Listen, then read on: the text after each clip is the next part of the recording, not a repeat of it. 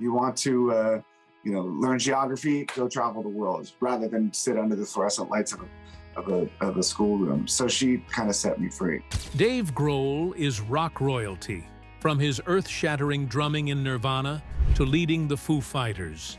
He's famously celebrated as the nicest guy in rock, a passionate champion for authentic, heartfelt music. But don't let the friendly demeanor fool you. His punk rock ethos means he has zero tolerance for the inauthentic. When Grohl criticizes something, it carries immense weight because it's always a principled stand. Here are 6 bands that clash with his musical soul. 1. Limp Biscuit. I don't know what to say about those people. Those people are fortunately there for me to target. They make my life miserable and make it hard for me. Nothing represented the complete opposite of Dave Grohl's musical soul more than the red-capped, baggy-panted rise of Limp Bizkit. For Grohl, who had survived the intense, emotional, and authentic world of Nirvana, the new metal explosion of the late 1990s was not just a new trend. It was a cheap and offensive parody of rock music's power. His hatred for Limp Bizkit was not just about their sound, but about their entire attitude.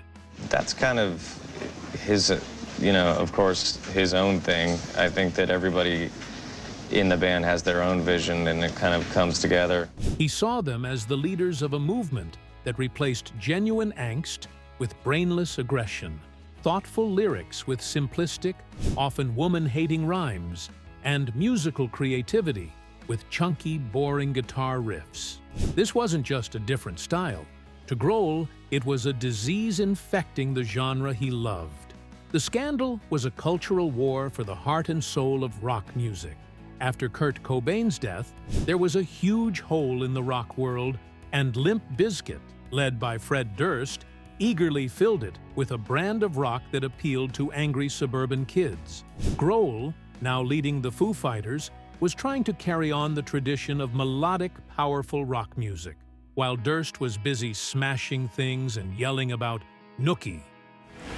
Pull it off for real, you know what I mean? Instead of just some singer in a rock band just going, I'm gonna rap, and they're rapping, or some hip-hop band going, hey man, we're gonna put some heavy guitars in here. The infamous Woodstock '99 festival was the ultimate disaster that proved Grohl's point. While other bands played music, Limp Bizkit's set descended into chaos, violence, and destruction, with Durst actively encouraging the crowd's worst impulses. For Grohl, who saw music as a force for unity and emotional release, watching Limp Bizkit use it to fuel such ugly behavior was a disgusting spectacle. It confirmed his worst fears about where rock was heading. In interviews, Grohl rarely mentioned Fred Durst by name, but his contempt for the NU metal scene was clear. He would talk about his love for punk rock and classic rock, emphasizing melody, passion, and real musicianship. Every time he did this, it was a direct shot at the bands that he felt had none of those things. He once said that when he was young, punk rock saved his life from the kind of music that was popular on the radio. Except between the 5 of us, in the band. We're always competing between the band to see who's the best. Yeah, we're all checkers players, and it's just like... In the late 90s, Limp Bizkit was the music on the radio. Grohl felt that a whole generation of kids was being cheated, fed a diet of dumbed-down, corporate-approved rage that had nothing to do with the true spirit of rebellion. The hatred was philosophical. Grohl believed rock music could be smart, emotional, and powerful. Limp Bizkit seemed to believe it should be as loud and stupid as possible. For the man who came from Nirvana, a band that meant so much to so many, Limp Bizkit represented absolutely nothing. The shallow anger of nu metal was one thing, but Grohl reserved a special kind of disgust for the bands that tried to copy his own past. 2. Creed. From the ashes of the grunge movement that Dave Grohl helped build, a new kind of band emerged in the late 90s, and he despised them with a quiet fury. That band was Creed. In Grohl's eyes, Creed and their frontman, Scott Stapp, were not just a successful rock act, They were musical criminals. They had stolen the sound of grunge, the deep vocals, the heavy guitars, the emotional lyrics, and had turned it into a bland, corporate, and overly serious product. Grohl had lived through the real pain and passion of the Seattle scene. Actually, it is. We 80,000 like 2 weeks ago, right? Yeah. Or a week ago. Yeah. So that was the biggest, and then. He had seen friends like Kurt Cobain struggle with their demons. So, when he heard Scott Stapp imitating the vocal style of Eddie Vedder and singing vague, spiritual-sounding lyrics, he saw it as a gross insult to the memory of his friends and the music they had created. This hatred was less about loud public feuds and more about a deep personal offense. The scandal was one of authenticity. Grohl saw Creed as a fake, a band of posers who had figured out a formula to get rich off a sound they hadn't earned. The most famous anecdote that shows this happened at the KROQ Almost Acoustic Christmas Festival. Grohl was backstage when Scott Stapp, at the peak of his fame and ego, came up to him. Stapp, apparently a fan, started talking to Grohl about how he had learned that the guys from the rock band The Doors were teaching him how to be a rock star frontman on a metaphysical level.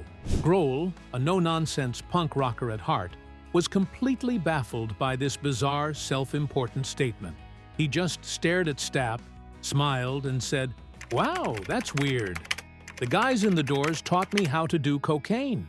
That story, which Grohl has told many times, perfectly captures his feelings. Yeah, we got it all done, man. Looks like the mud people out there. Yeah, you'll just have to wait and see. I mean, it's pretty cool. We're excited about it. We're excited about it. He used humor to expose how ridiculous and pretentious he found Scott Stapp to be. He was making fun of Stapp's godlike self-image and contrasting it with the gritty, messy reality of the rock and roll life he actually lived. For Grohl, rock wasn't about connecting with ghosts on a metaphysical level. It was about sweat, volume, and real human connection. Creed's music was everywhere at the time, selling millions of albums with hits like Higher and With Arms Wide Open. You know, I think the depth of the song resonates more because we lived more life. And so, you know, the songs, you know, were inspired at the time and getting into deep. But Grohl and many others in the alternative rock community saw them as the ultimate sellouts, a band that represented the absolute worst of what mainstream rock had become. Every time a Creed song came on the radio, it was a painful reminder of how the raw, honest sound of grunge had been co-opted and turned into a cheesy, over-the-top caricature. Seeing his past sold as a cheap copy was bad enough, but his anger reached a new level when he saw music itself being turned into a high school musical. Dave Grohl's career has been a war against fake rock and roll. If you're on the side of real, authentic music, hit that subscribe button to join the fight. 3. Hole. Said, "There's a hole that burns right through me." And she's talking about the void, the abyss. The deepest and most personal hatred in Dave Grohl's life was reserved for a band that was directly connected to his own past. That band was Hole, led by Courtney Love, the widow of his Nirvana bandmate, Kurt Cobain. This was not a fight about musical style. It was a long, bitter, and very public war that went on for decades. The feud was born from the sadness and chaos after Kurt's death, and was all about control over Nirvana's legacy, music, and money. For Grohl, his fight with Courtney Love and Hole was a constant, painful battle that played out in magazines and courtrooms. He saw her as a destructive force who was tarnishing the memory of his friend for her own gain. The scandal started almost immediately after Kurt died in 1994. Love and the remaining members of Nirvana, Grohl, and Chris Novoselic began to fight over unreleased Nirvana songs. The biggest fight was over the song You Know You're Right, the last song Nirvana ever recorded. Grohl and Novoselic wanted to release it on a box set, but Love blocked them, suing them to prevent the release. She claimed that Nirvana was her legacy to manage, not theirs. This legal battle was incredibly ugly. It was weird because I ended up with no drugs involved. I'm about 5'11", and I ended up at about 101 pounds from the energy of the record. Love publicly accused Grohl of not really caring about Kurt and of just trying to make money off his death. She claimed he was never a major songwriter in the band and that he was just a drummer. This was a deep insult to Grohl, who had helped shape the sound of one of the biggest bands in history. Courtney Love's attacks were relentless and often happened in public. During whole concerts, she would sometimes go on long, rambling rants against Grohl. She once famously looked at a picture of Kurt, then at a picture of Grohl, and screamed to the crowd about how much money Grohl was making from Nirvana. She accused him of trying to take food from her and her daughter's mouths. For years, Grohl stayed mostly silent, trying to take the high road, but the anger was boiling under the surface. The breaking point came during Nirvana's induction into the Rock and Roll Hall of Fame in 2014. On stage, after years of public insults, Love gave Grohl an awkward, forced hug. Later, in his acceptance speech for the Foo Fighters, Grohl made a point of thanking all the drummers who had been in his band, making it clear he saw himself as more than just a drummer. He also made a very sharp comment in an interview about the Hall of Fame night, saying the hug from Courtney wasn't genuine and that she owns the world's best smoke and mirrors show. It was his way of calling her a master manipulator. This feud was the ugliest in rock history, a toxic mix of grief, money, and a bitter fight over who truly owned the legacy of a legend. His fight with Courtney Love was a bitter family drama, but a loud-mouthed family of brothers from across the ocean would become his biggest rivals. 4. Oasis. It was needed, and you know what I mean, like people going, oh yeah, but how do you feel about him taking over? He's took over the songs, you know what I mean, he's not took over the way the band's run. Far from the sanitized world of television, Dave Grohl's competitive spirit found a perfect target in the swaggering, trash-talking kings of Britpop, Oasis. This was a rivalry between the two heavyweight champions of 90s rock, a classic USA versus UK showdown. On one side, you had the Foo Fighters, led by the supposedly nice but fiercely competitive Grohl.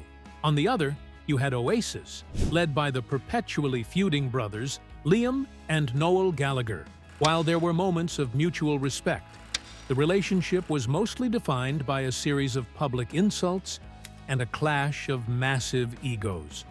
Grohl's hate for Oasis was rooted in his disdain for their arrogance and their constant need to put other musicians down to build themselves up. The feud was fought in the pages of music magazines and in backstage interviews for years. Noel Gallagher, famous for his sharp tongue, often dismissed the Foo Fighters. He once infamously said that if Grohl was the last person on Earth, he'd rather learn to play the drums himself than be in a band with him. He called the Foo Fighters corporate American stadium rock and implied they lacked the soul and authenticity of a real British band like Oasis. These insults were a direct challenge, and Dave Grohl, despite his friendly reputation, and we'd already booked this tour in England, and it had all sold out, and there was an advert, and all the gigs had sold out, was not one to back down. He often responded not with anger, but with sarcastic humor that barely concealed his own competitive fire. A classic moment in their war of words happened at a festival. After hearing that Noel Gallagher had been bad-mouthing them again, Grohl walked on stage and dedicated a song to him. He told the massive crowd, "I'd like to dedicate this next song to a Mr. Noel Gallagher," and then launched into a powerful, screaming performance. It was a masterful move, turning the insult into fuel for his own show, and proving to thousands of fans who the real stadium rock king was. The scandal was the constant one-upmanship. It was a battle of who was bigger, who was better, and who was more real. Grohl, the punk rocker, was annoyed by the Gallagher's rock star posturing, which he saw as tired and cliched. He couldn't stand their godlike self-importance, which was so different from his own down-to-earth public image. He felt that Oasis spent more time talking about how great they were than they did just playing music. For Grohl, the proof of a band's greatness was on the stage, not in a headline-grabbing quote. The clash with Oasis was a battle against rock royalty of his own generation, but his musical hatred was first born from fighting the kings of the decade before. From Hollywood bullies to arrogant rock stars, Grohl never backs down from a fight. If you love stories about artists who protect their integrity, smash that subscribe button. 5. Poison. Right after that, we met Bobby, our bass player, down in the very end of the cat chair. To truly understand what Dave Grohl hates in music, you have to go back to what he loved first. Growing up in the suburbs of Virginia in the 1980s, Grohl was saved by punk rock. And what was it saving him from? It was saving him from the shallow, flashy, and commercialized world of hair metal, a genre that was perfectly embodied by its most colorful and popular band, Poison. For Grohl, Poison wasn't just a band with a few catchy songs, they were a symbol of everything that was wrong with music. His hatred was pure and foundational. It was the rebellion of a kid who discovered the raw power of bands like Bad Brains and Minor Threat against the silly, theatrical world of Bret Michaels and his crew. The scandal of hair metal, in Grohl's eyes, was its complete lack of substance. It was all image. The giant, teased hair, the makeup, the spandex pants, the pyrotechnics on stage. It was a circus show that had little to do with genuine emotion or musical innovation. Look at the cat tracking, and the second part is basically based on Mendelssohn's Fourth Symphony.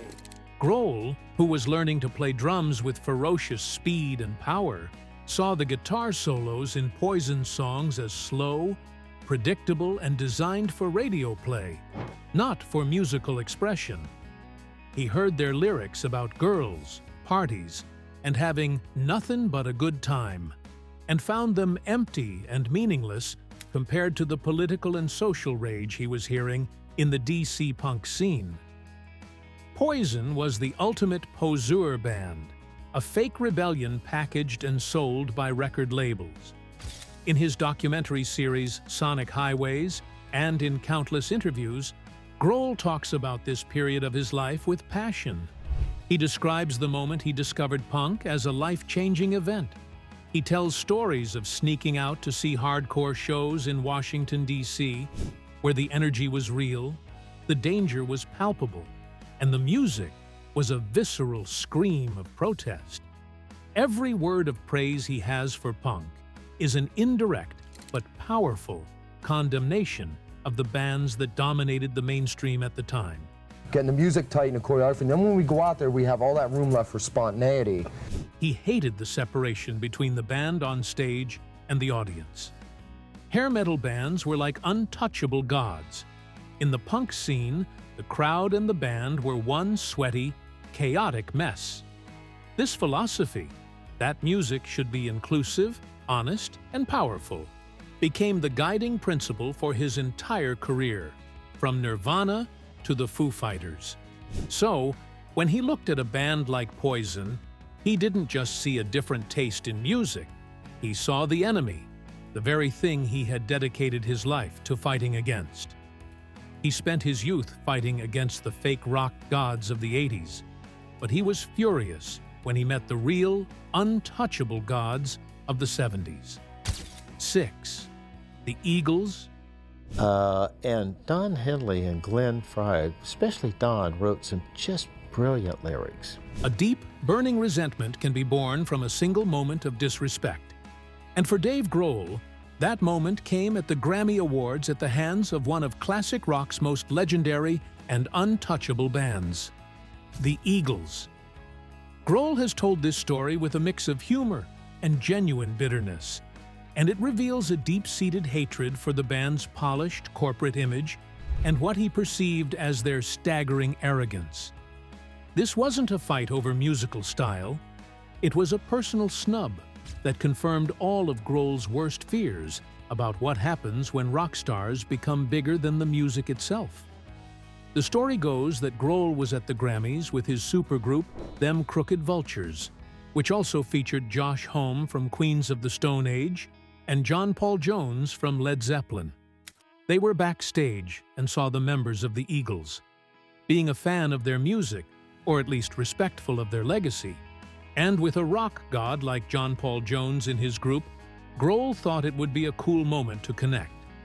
Confrontations were really hard for him. All I want to see is five guys happy playing together, you know, and that's what makes the music. He approached them to say hello, expecting a bit of camaraderie between fellow musicians. Instead, he was met with a cold, dismissive wall of silence. According to Grohl, the members of the Eagles completely blanked them, looking at them as if they were nothing. They didn't just ignore them, they made them feel small and unimportant. For Grohl, a guy who came from a punk scene where everyone was on the same level, this was the ultimate rock star sin. The scandal was the sheer, unadulterated arrogance. He was floored that a band could be so full of themselves that they would snub another group that included a literal legend from Led Zeppelin. The incident solidified his view of the Eagles as a perfect, soulless corporation rather than a real rock band. He saw their music in a new light.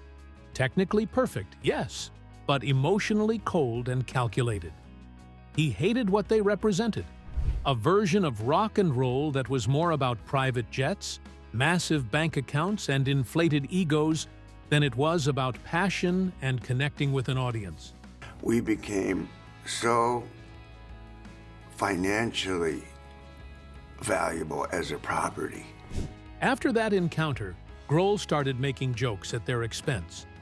During a Foo Fighters show, he once told the crowd he didn't have much time because he had to go load the Eagles' gear onto their jet. It was a sarcastic jab, but underneath the joke was a real and lasting anger.